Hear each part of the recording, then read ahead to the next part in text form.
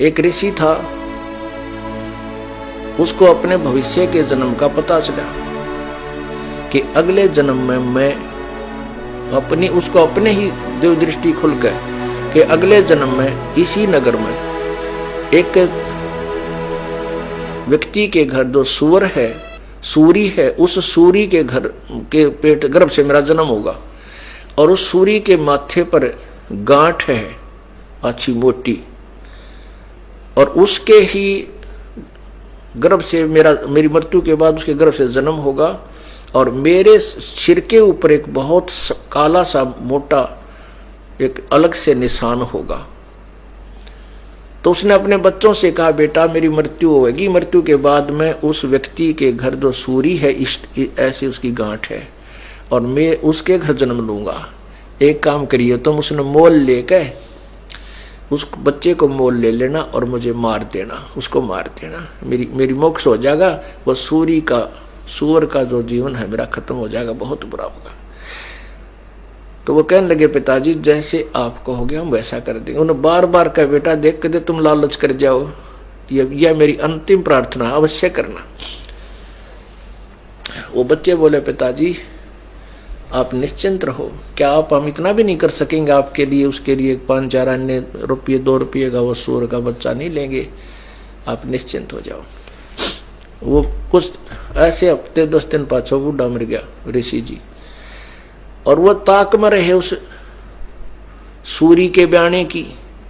वह महीने 2 महीने में 6 महीने हुआ सूरी ने बच्चे दे दिए।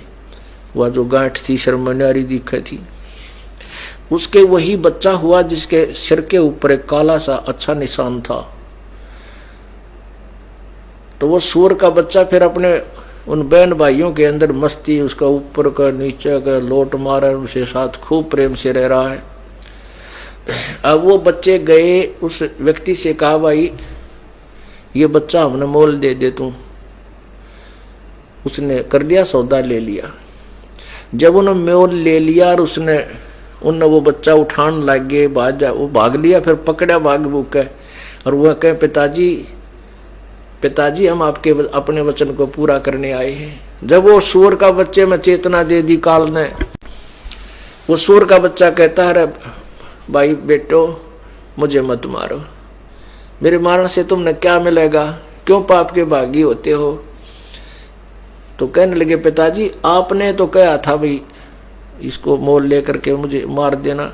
ने बोला, भाई मुझे मत मारो, मेरा दिल लग रहा है, मेरे भाई बहनों में यहाँ पर मैं ठाठ से रह रहा हूँ, मुझे कोई तकलीफ नहीं, मत मारो मत। उन्होंने छोड़ दिया, भाई मत मारो, क्यों मारा, जो पाप तो वैसे पाप ही है।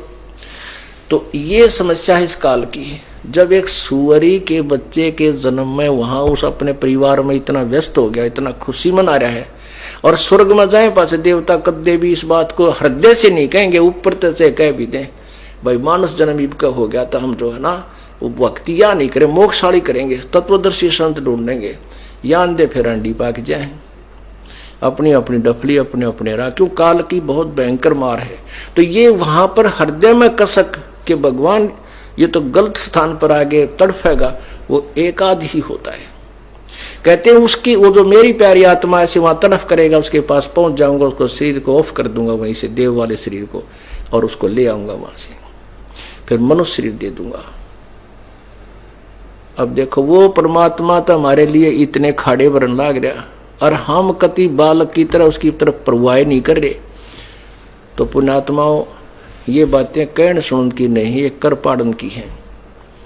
ये सुनकर आनंदित होने तक सीमित नहीं रखना, इनके ऊपर स्टेप बाय स्टेप आप शिव मंडल ब्रह्मापुरी चाहे विष्णु लोक में हो, अमरे गुण भूले नहीं तो आन छुटाऊं तो कहते मैं तेरी वहां से भी पीछा छुटवा दूंगा और फिर तुझे मानुष शरीर दे दूंगा। लेकिन मानुष शरीर पाके फिर वही बकवादा बढ़ जावे हम। तो इससे क्या है, जैसे आपने संत परमात्मा की वाणी सुनी कि चलते मार्ग जोगिरे तासर नाही दोष, कह कबीर बैठा रहे उसको करने कोश। अब जैसे परमात्मा ऑप्शन दे रहे हैं कि जो कतिये नहीं लगा इस मार्ग पर अभी तक बिल्कुल स्टार्ट नहीं करी, जिसने भक्ति या सत्य भक्ति, वो तो बिल्कुल अभी तक सारा काम उसका शेष है, सारा सफर शेष है। और जो चलते मार्ग गिर गया वो कुछ तो सफर तय कर चुका है, यदि आगे बर्बाद ना करेगा तो।